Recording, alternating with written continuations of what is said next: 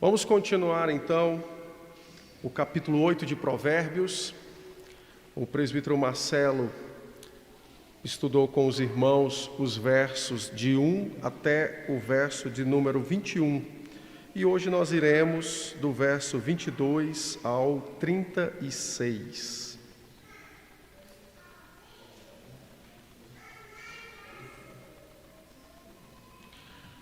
Provérbios, capítulo de número 8,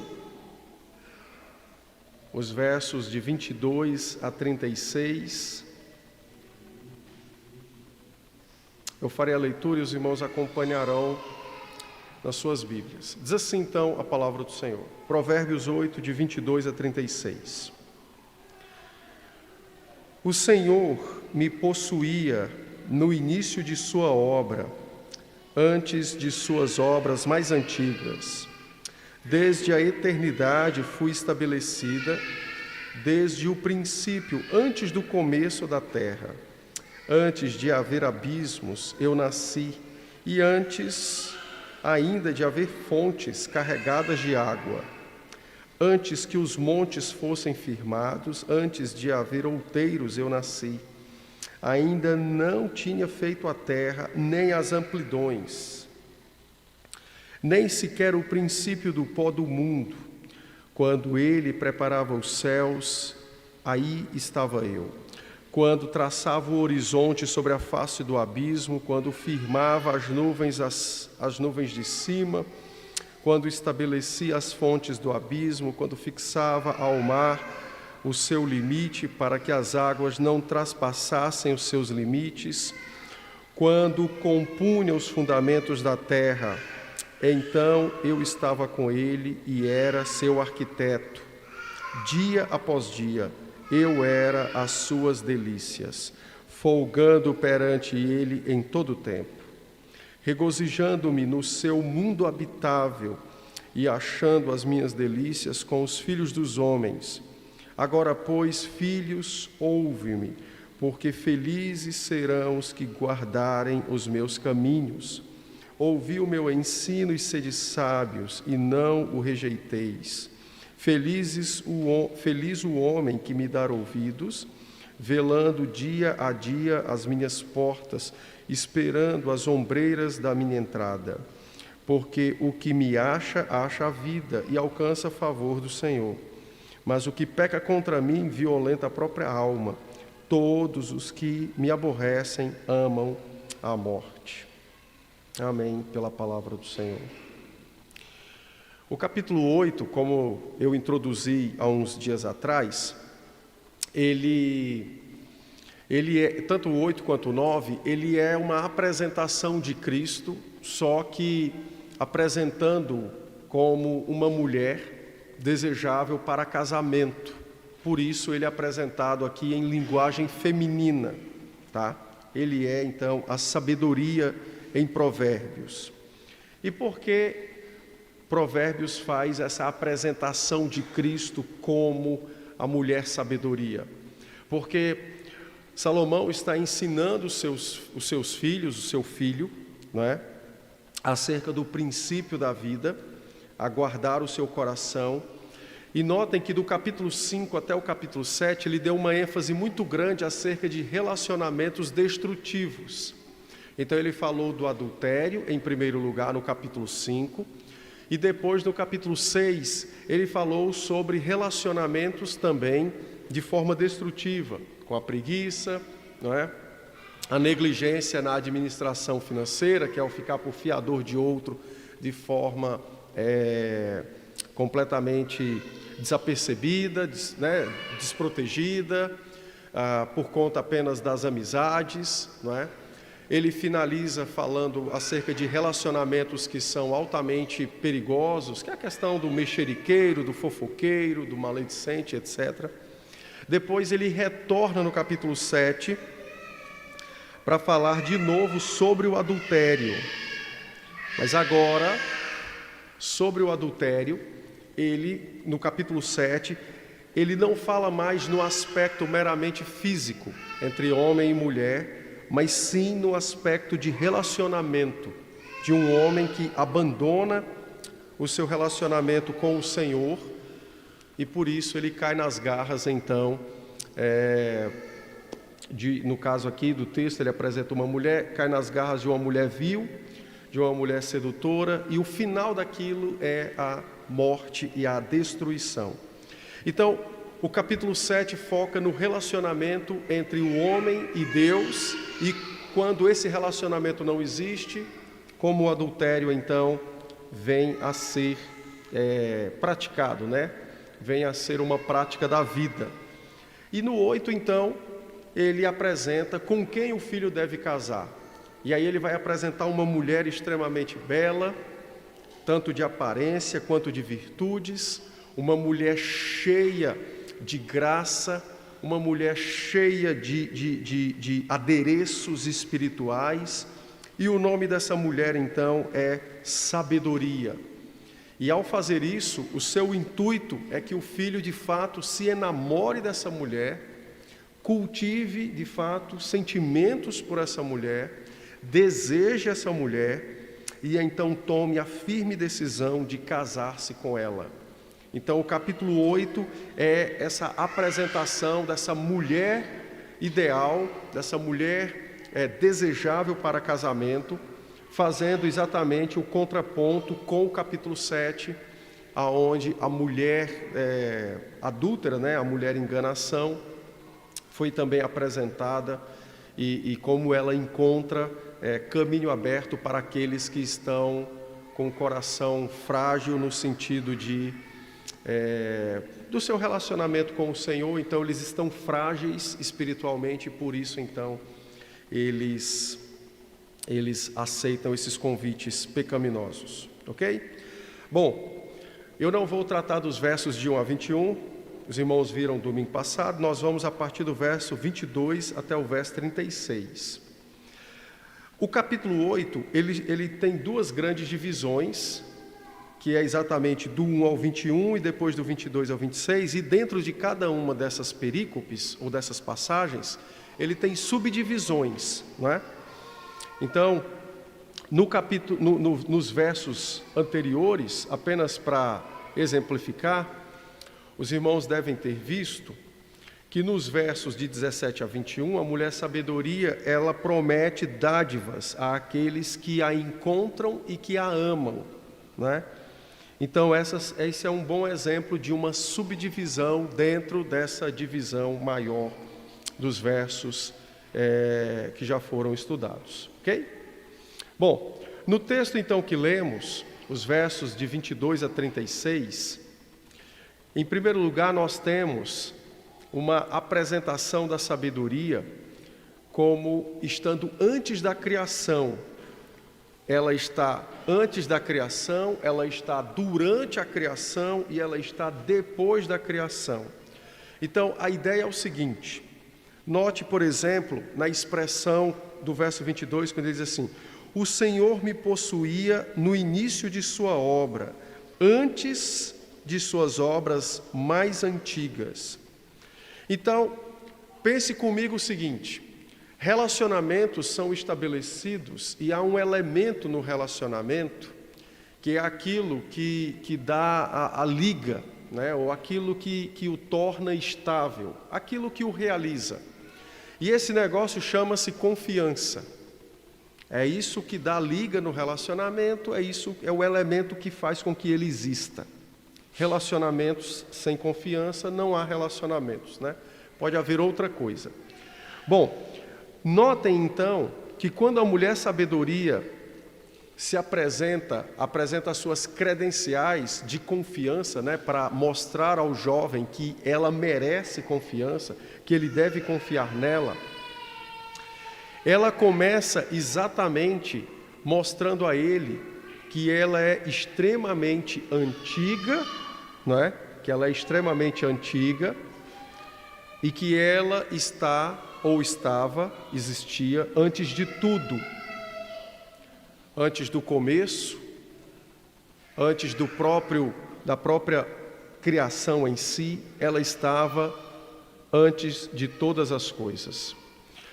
Quando a sabedoria se apresenta como alguém que está antes de todas as coisas, ela está mostrando a questão meritória, questão de méritos.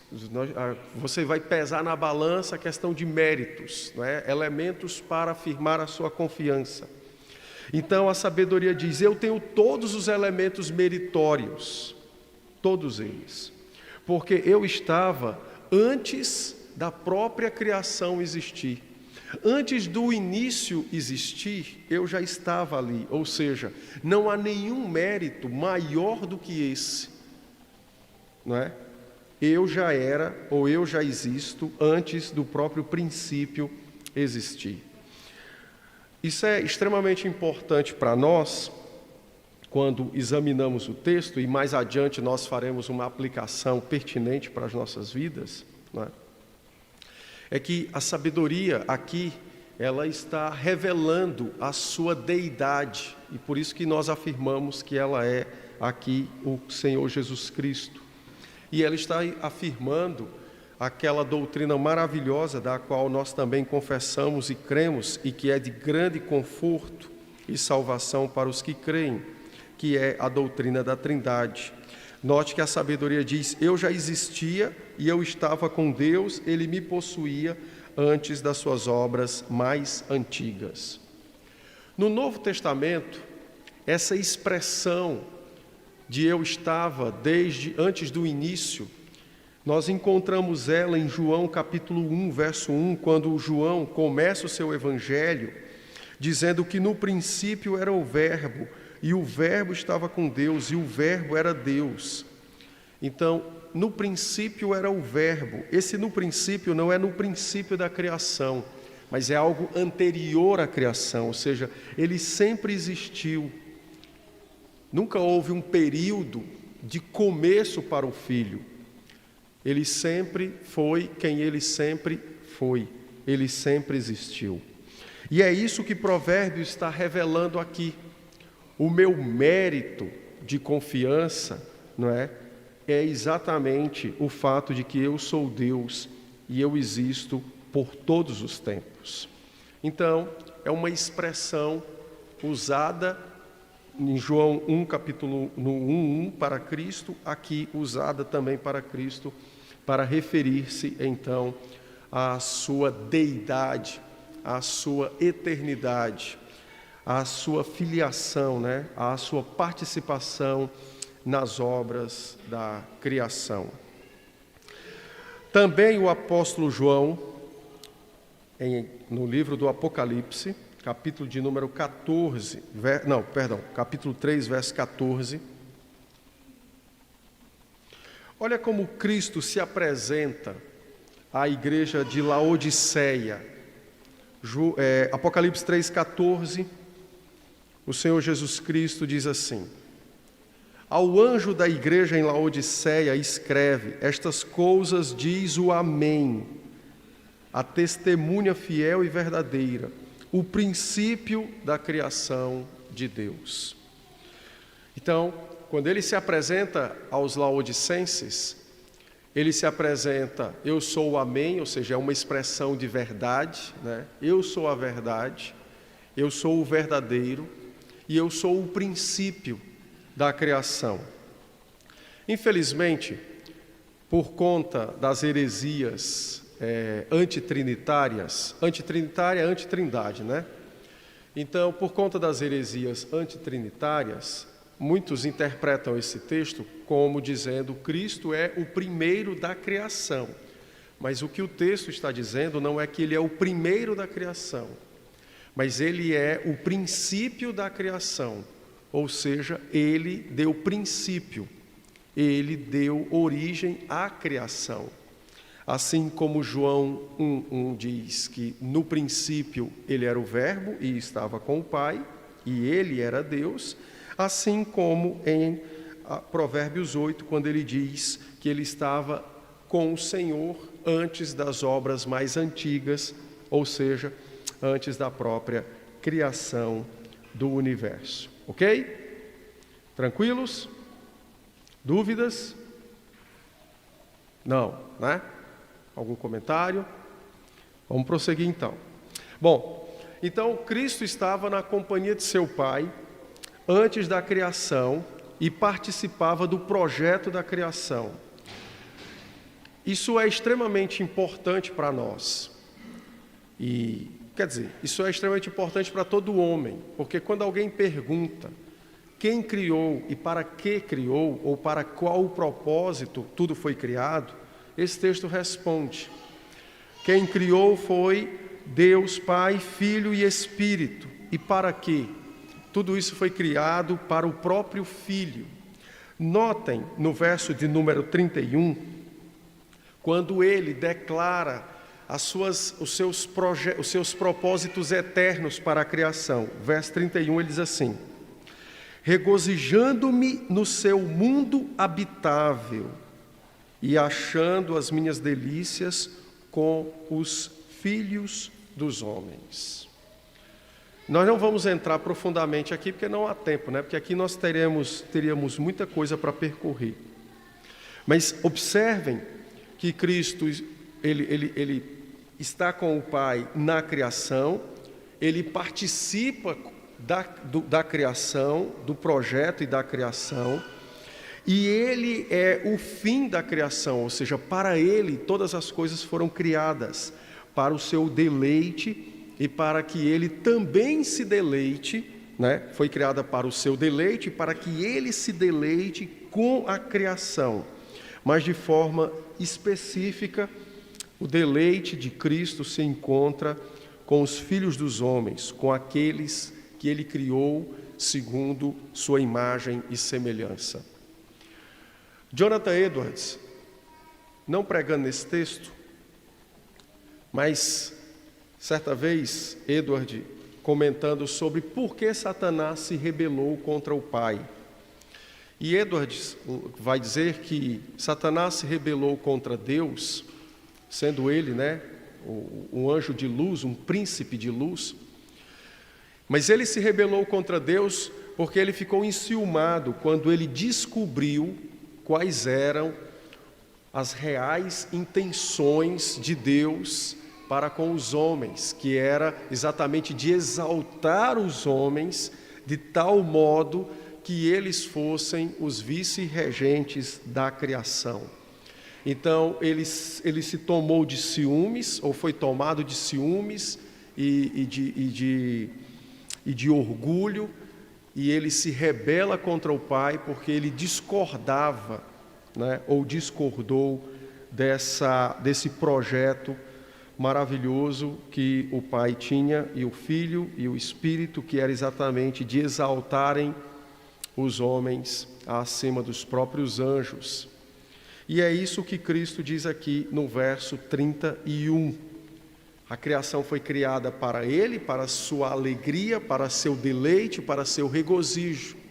Mas Ele também se regozija nesse mundo habitável de Deus. E as suas delícias não se achavam nas árvores, nas frutas, nas cores, nas águas, nas nuvens, mas as suas delícias se achavam com os filhos dos homens. É o que a sabedoria declara e proclama nesse texto. Então nós temos aqui a declaração de quem criou e para o que criou, né? Ou o propósito pelo qual o Senhor criou todas as coisas e de forma específica a mim e a você também. O apóstolo Paulo, pensando sobre esse deleite de Cristo e a sua igreja, no verso de número 23 de Efésios 1, 23, Paulo falando de Cristo e a igreja, no verso 23, ele diz assim, o qual é o seu corpo, falando da igreja que é o corpo de Cristo, a plenitude daquele que a tudo enche em todas as coisas. Então, Paulo usa uma expressão extremamente forte, que precisa ser entendida por nós. Ele disse que a igreja é a plenitude de Cristo. Cristo não tem falta de algo para que algo lhe traga plenitude, né? Lhe complete.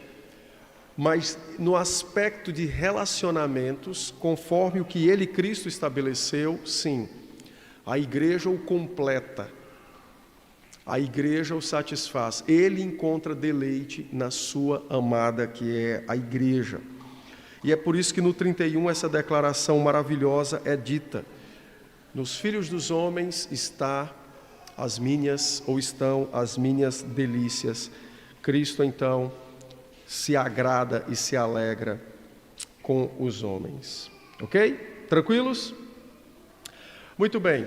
Então, nós temos uma apresentação da sabedoria, da mulher sabedoria, não é? Que é o Senhor Jesus Cristo. Ele está antes da criação, ele está na criação, ele é o projetista da criação, a criação é feita para ele, ele se alegra na criação, mas de tudo que é criado há algo específico que o traz mais alegria, prazer, deleite.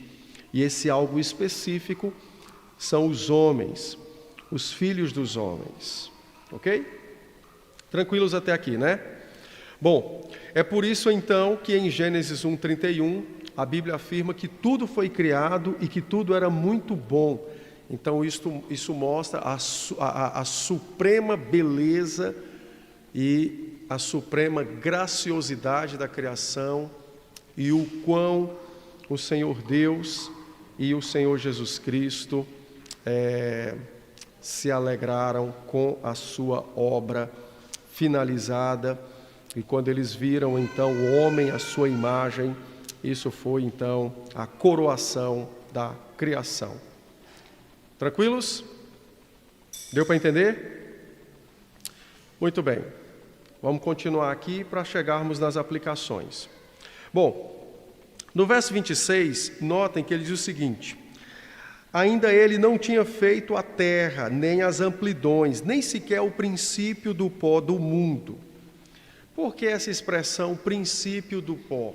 E não, poderia estar assim, né? Ele não tinha feito a terra, não tinha feito as amplidões, ele não tinha separado água e terra seca, mas por que a ideia de pó? Lembrem-se do que eu disse no começo, a sabedoria está fazendo a sua apresentação, ela está apresentando suas qualidades, quem ela é, porque ela visa conquistar o coração do filho. Então ela está sendo apresentada, suas qualidades, não é? Tanto qualidades espirituais, seus adornos, a sua beleza, e tudo isso é para cativar, para atrair o coração do filho, para fazer com que ele a ame e a deseje profundamente. Então, no verso 26, quando coloca essa expressão, ele ainda não havia criado o pó da terra, essa é uma expressão que se liga à nossa criação em particular. Porque nós fomos feitos do pó da terra. Então, o que ele está dizendo é: eu existia antes que você viesse a existir. Eu existia, eu fiz a matéria que deu origem a você. Então, em outras palavras, a mulher sabedoria está revelando o seu poder, a sua própria sabedoria, a sua dignidade, digna de confiança, mas ela está mostrando a nós, ela está revelando a nós a nossa fragilidade, porque nós somos feitos do pó da terra. Então ela está mostrando a nossa fragilidade. Ela sempre existiu, nós não, passamos a existir. Mas não somente isso, a mulher sabedoria também está mostrando que por conta do pecado, um dia nosso corpo será desfeito e tornará a ser pó.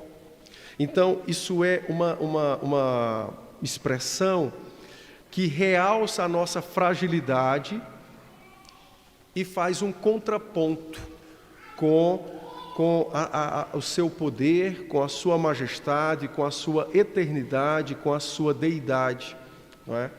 Então, é como se ela dissesse: por que você deve confiar em mim? Porque você é pó. E por causa do pecado, um dia você vai morrer e vai deixar, vai se desfazer, vai se desintegrar, né, o corpo. Ele voltará a ser pó.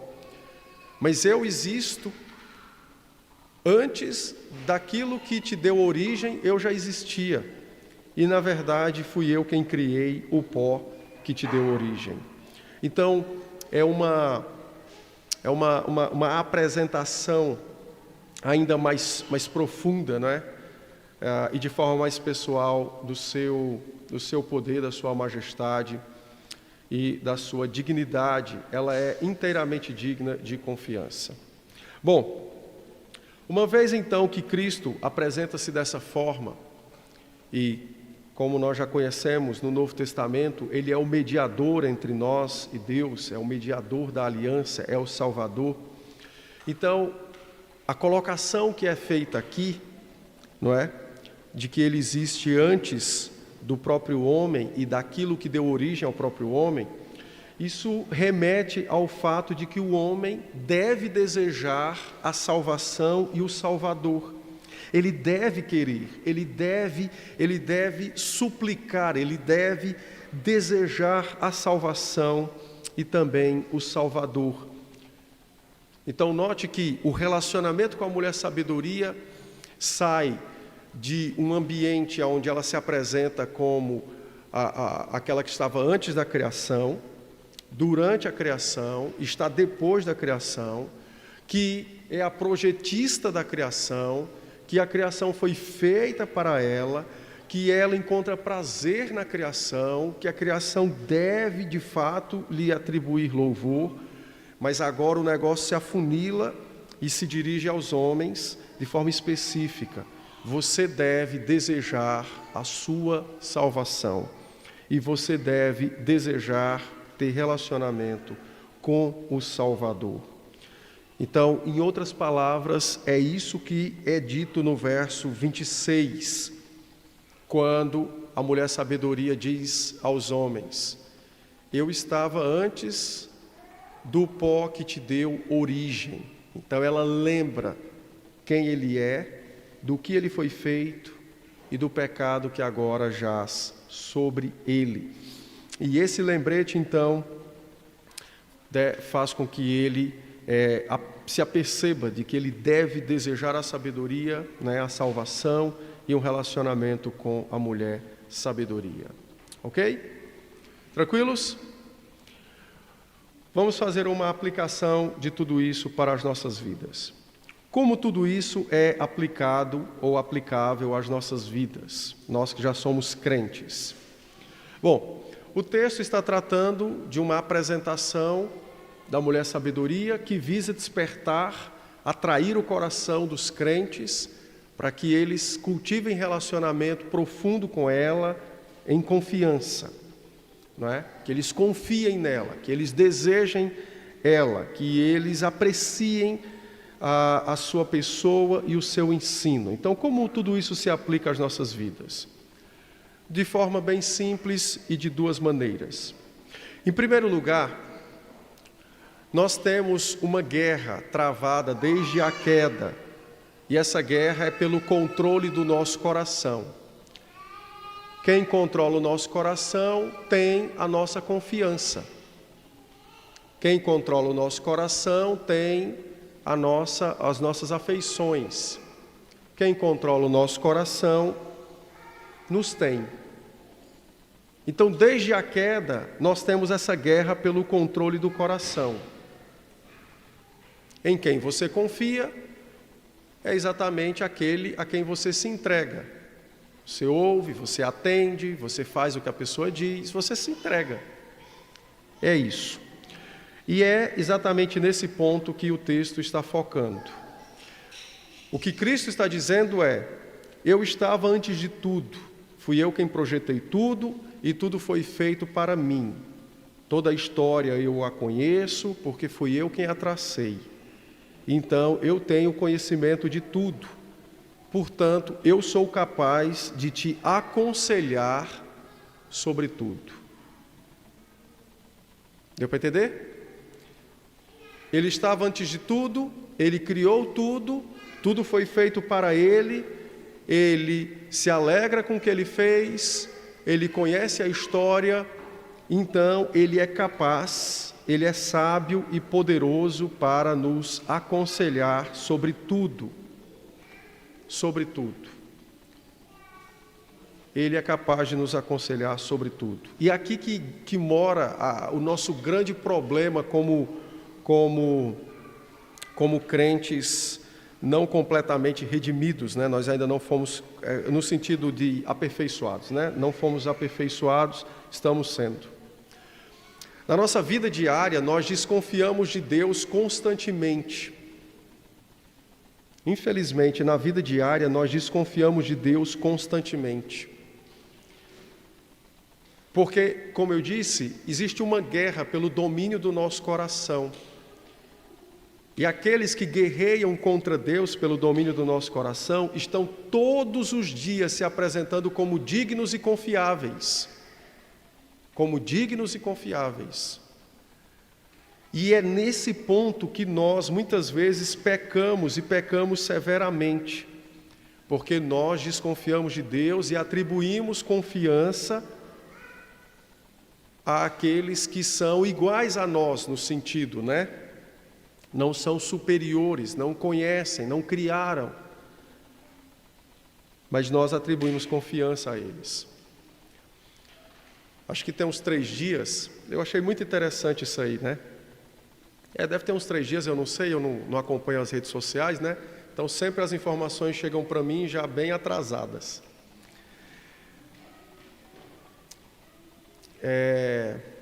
Um estudo, entre aspas, científico, mostrou que as 5 linguagens do amor são falsas. Aí quando eu vi isso, né, não são verdadeiras e tal, e não servem para manter um relacionamento.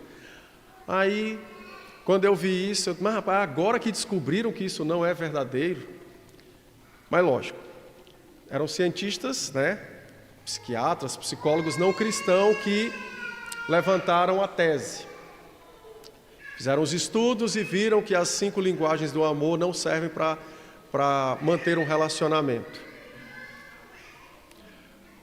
Mas a Bíblia já disse isso há séculos, que isso é uma invenção e que não é verdadeira. Contudo, agora os crentes vão ouvir a Bíblia. Por quê? Porque, entre aspas, a ciência disse que as 5 linguagens do amor não servem para manter um relacionamento. Aí agora os crentes acreditarão na Escritura, né? Agora eles atribuirão de fato honra e confiabilidade à Escritura.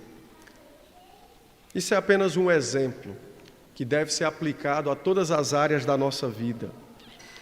Cristo é mais que suficiente e capaz para nos aconselhar em tudo nesta vida. Tudo. Porque não há nada que esteja fora da sua criação, do seu propósito, do seu designer. Até se você for um cientista nuclear, Cristo pode te aconselhar em como conhecer melhor os átomos que Ele criou. Mas enquanto nós duvidarmos de Cristo, nosso coração estará sempre como um barco em tempestade, agitado de um lado para o outro, porque nós estaremos sempre procurando lugares, entre aspas, seguros para ancorar. Aí você encosta num lugar, daqui a pouco descobre que aquele lugar é uma areia movediça, aí muda para outro, aí muda para outro, aí muda para outro, e a vida continua instável, né? Sempre instável, o coração sempre instável. Por quê? Porque não aporta o barco no lugar correto, que é Cristo. Então, essa é a primeira aplicação.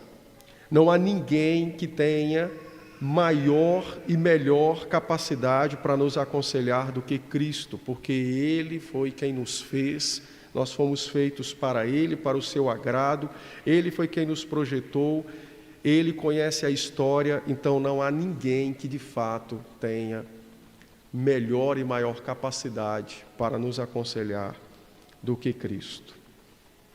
Mas como eu disse, essa é uma guerra pelo domínio do coração.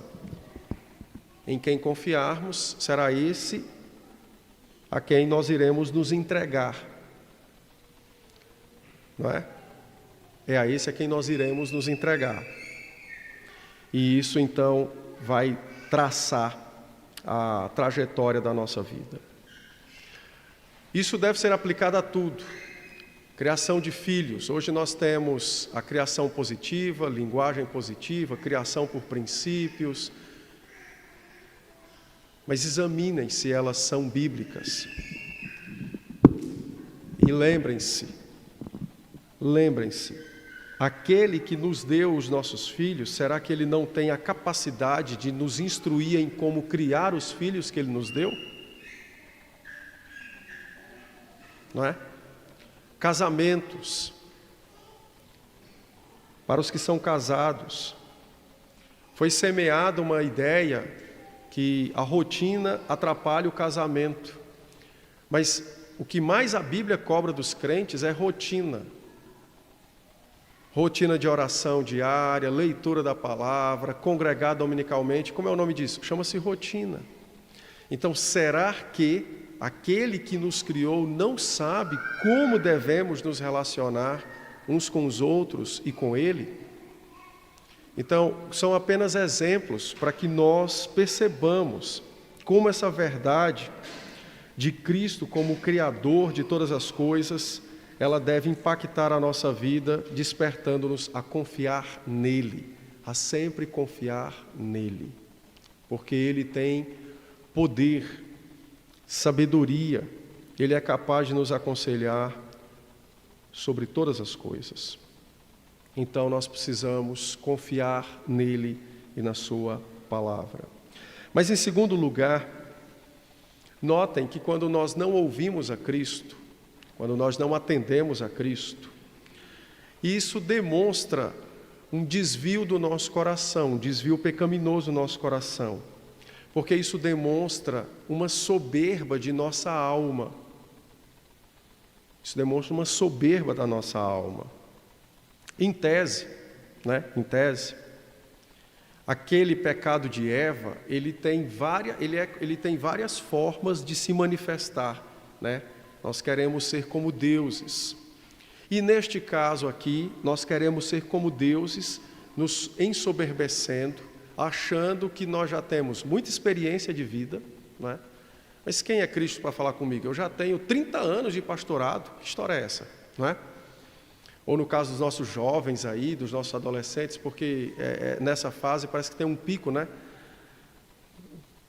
Em quem come muito açúcar é um pico de glicemia, né? Mas nos nossos jovens parece que tem um pico sempre muito grande, né? De autoconfiança, autoconhecimento, soberba, né? Então parece que sempre está o gráfico apontando para cima, né? Mas quem são os meus pais para me ensinarem? Eu já tenho 17 anos, 20 anos, não é? Às vezes acontece isso. Veja,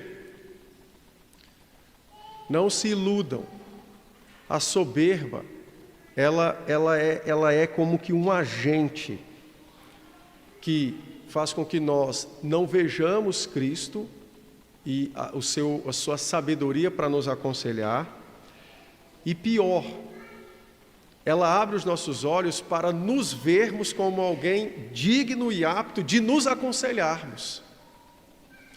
É por isso que há um texto em Provérbios que diz que o caminho do perverso aos seus olhos é sempre bom.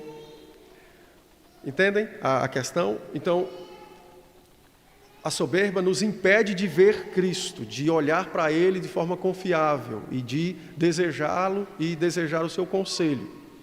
Beleza. Mas ela faz algo pior ainda, que é o quê? Ela nos mostra, ela abre os nossos olhos para que nós nos enxerguemos como sendo nós mesmos aptos para nos aconselharmos. Não, mas eu sou já um crente experiente, eu sou um esposo, uma esposa experiente, então eu tenho capacidade de me aconselhar. É verdade que a experiência nos habilita a tomarmos conselhos e a darmos conselhos.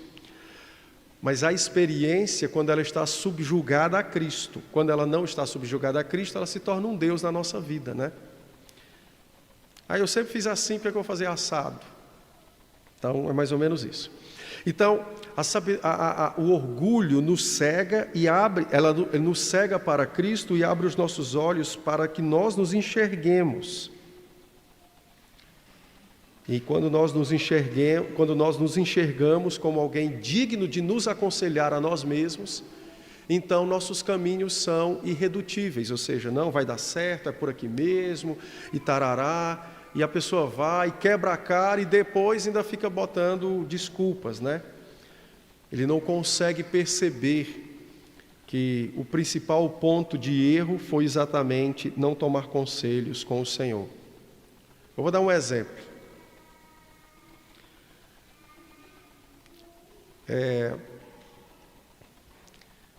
Nós até estamos orando por ele, né? A família dele. Nós, que eu digo a alguns irmãos aqui. Casou com uma pessoa, a mulher não era crente.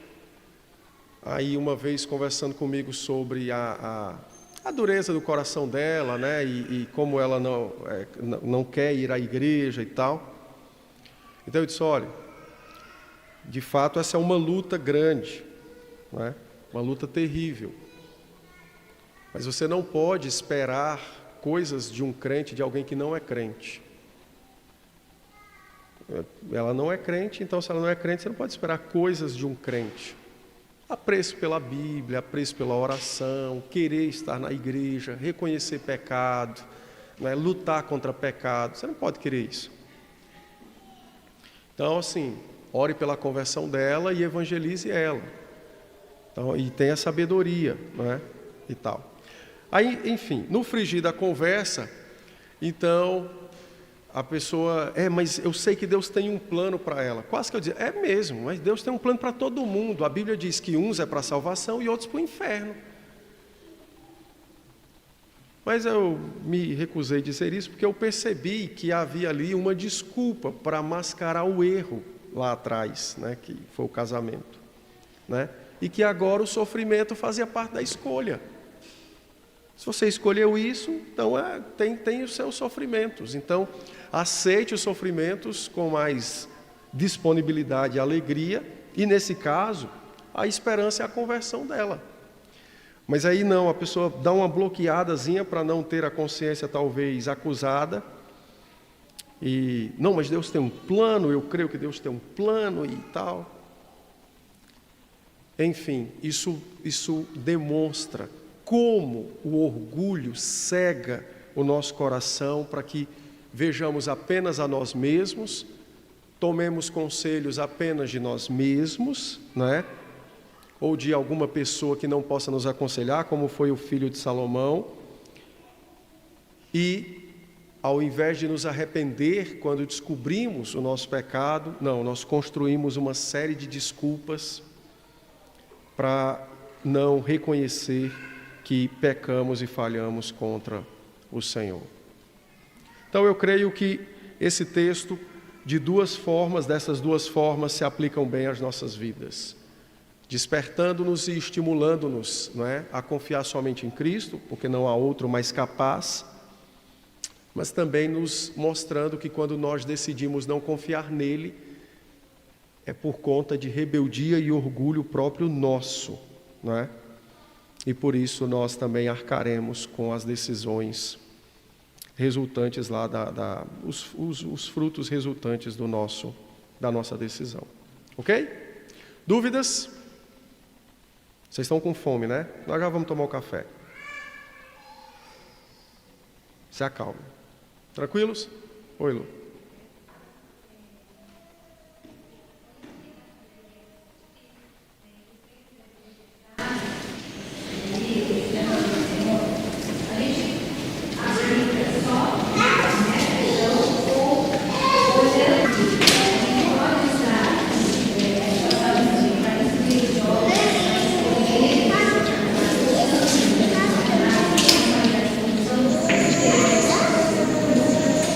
Entendi. Sim. A Lu perguntou o seguinte. O texto está falando sobre a sabedoria de Cristo e que nós devemos escolher Ele, né? Então, se nós também podemos usar provérbios, o texto que lemos aqui, e também instruir os nossos filhos acerca de casamento, algo do tipo. Sim, porque isso faz parte da fé. Eu vou dar apenas um exemplo sobre essa utilização da Escritura e da sabedoria do Senhor revelada nela e como isso se aplica em todas as áreas da vida. Então, eu vou dar um exemplo aqui.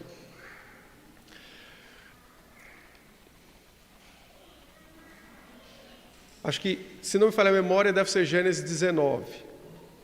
Mas, se não for Gênesis 19, vou contar o caso. Tem um texto na Escritura que trata, por exemplo, do incesto das filhas de Ló. Não tem? Acho que é Gênesis 19. Ok. Então, a minha pergunta é: por que que Deus quis revelar o incesto das filhas de Ló?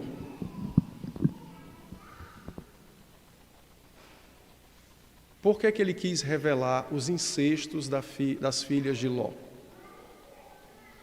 Essa pergunta, ela que está dentro do que a Lu falou, entendeu? Então, a resposta a essa pergunta é o seguinte: isso aqui, na teologia bíblica, nós chamamos de princípio canônico de cânon. Por que que isso está na Bíblia? Não é?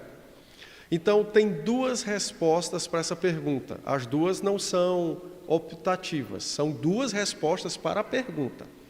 Então, a primeira é que ali estava tratando, não é, dentro do plano da redenção, acerca dos moabitas e dos amonitas, que são descendentes de Ló, e Deuteronômio vai dizer por que Deus não deu as terras deles para Israel.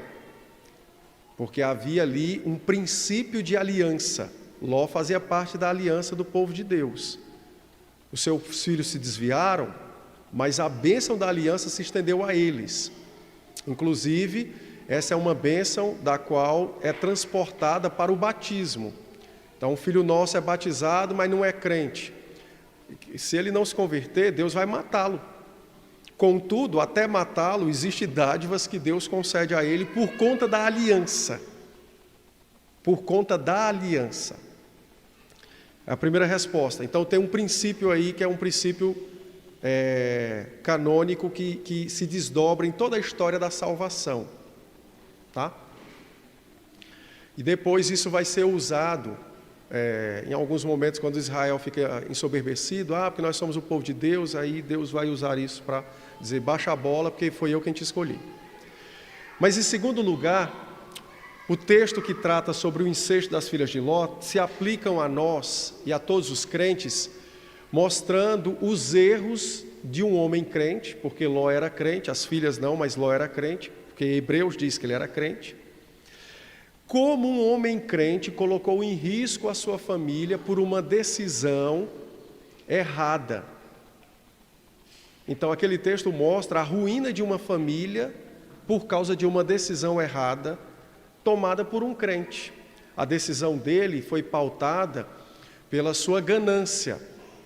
O texto diz: ele olhou para as campinas do Jordão e disse: aqui é um lugar bom para mim crescer financeiramente, porque eu crio gado. E deixou a parte desértica para Abraão.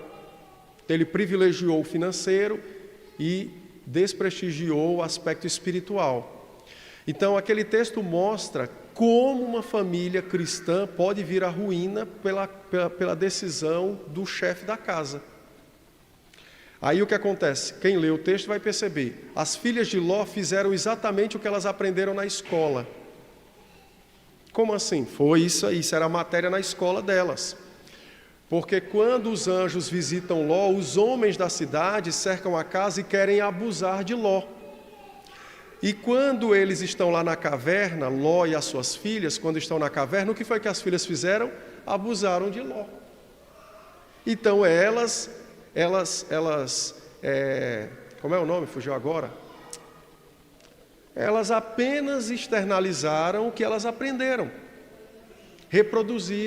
Elas reproduziram o que elas aprenderam. Elas aprenderam a arte da enganação e elas aprenderam que não tem problema abusar de ninguém. Foi isso que elas aprenderam, foi isso que elas fizeram. Entendeu? Segundo, a mulher de Ló esfriou na fé. Por quê? Porque saiu do meio da aliança e foi viver no meio de um povo ímpio. Só tinha ele de crente ali. Então essa mulher passou quantos anos conversando com ímpio? Só ímpio. Um belo dia, o juízo chega, o anjo diz: não olha, ela olha. Não quer dizer que ela foi condenada, tá? A Bíblia não afirma que ela foi condenada. Contudo, ela demonstrou dureza de coração. Ela olhou para a casa dela, para a louça dela, lá para a galinha que ela criava, aí virou uma estátua de sal. E Ló, porque não tinha porque tinha preferido a ganância ao invés do temor do Senhor, cresceu também na ganância. Quando o anjo disse, vai embora, ele disse assim, vai para a caverna. O anjo disse, vai para a caverna. Não, porque lá vão me matar. Aí o anjo disse, então vá para a cidade fulana de tal. Eu não vou matar ninguém lá. Aí ele foge para a cidade. Chega lá, ele diz assim, vamos para a caverna, porque os homens aqui vão me matar. Ou seja, uma pessoa atemorizada. Temor de homens. Não tinha temor do Senhor. Aí ele vai para a caverna. Então, percebe isso? Isso se aplica a nós. Eu quero mudar para o Paquistão, pastor. Recebi uma proposta para trabalhar e eu vou ganhar rios de dinheiro e eu vou para o Paquistão. Olha, que bênção, meu irmão. Tem igreja para você congregar? Não, não tem. Aí você quer ir. Não, mas eu estou firme na fé. Bom, então vá. Só que lembre-se de que daqui a alguns anos o exemplo de Ló será dado junto com o seu. Aí ele vai e o filho se torna muçulmano. Meu Deus, onde foi que eu errei? Quando não atendeu o conselho bíblico. Um monte de crente está indo para a Europa para trabalhar e ganhar dinheiro. Uma bênção. Tem igreja lá? Não, não tem. Você procurou igreja? Não, não precisa. Então vá. Aí os filhos se tornam ateus, os netos se tornam ultra-ateus, e depois os pais ficam dizendo, não, mas eu creio na doutrina da aliança. Como é que você crê? Não. Você plantou a incredulidade no coração deles. Agora arque com as consequências. Não é assim que funciona? É assim. O texto de Ló está na Escritura para ensinar isso. Deus não tem prazer em mostrar uma pessoa abusando de outra. Mas o texto está na Escritura para ensinar isso. Decisões têm consequências e podem arruinar a vida de uma família. Para finalizar, nós vamos orar. Nós temos um amigo, eu acho que ainda é amigo, né? Que faz 10 anos que a gente não vê. Casalzinho jovem, casou, o menino passou na Marinha. Nada contra a Marinha, né? Mas quem vai para a Marinha, diferente das outras forças, cada uma tem os seus poréns. Para nós crentes, né? Ia morar no Rio, passar 6, 7 meses fora de casa, recém-casado. Eu disse, rapaz, esse negócio não é bom. Eu não estou dizendo que eu não estou dizendo que algo de errado vai acontecer, eu só estou dizendo que não é bom. É um tempo muito longe, fora de casa, é uma exposição desnecessária a perigos. Eu sei que é uma carreira maravilhosa, não estou desencorajando você, mas pensa, talvez não seja o momento, sei lá, pede para ficar em terra, ganha menos, porque as viagens aumentam o soldo, né? Ganha menos, sei lá, te vira, né? Anda picolé na rua, mantém o seu sonho, mas pesa bem na balança, porque é uma situação. Mas enfim, aí eles foram, a gente perdeu o contato, eu não sei que fim deu, mas eu estou dando um exemplo. É uma decisão, deixar a esposa 7 meses, sozinha, numa cidade que não tem parente, não é uma exposição? É. Pode ser que dê tudo certo? Pode. Pode ser que dê tudo errado? Pode. Entendem? Então, assim, as decisões terão suas consequências, né? Então é isso que o texto está nos ensinando e nós devemos usá-lo para ensinar os nossos filhos a casar corretamente, porque fazendo isso eles estão casando com Cristo, né? Preferindo mulheres e homens que amam o Senhor.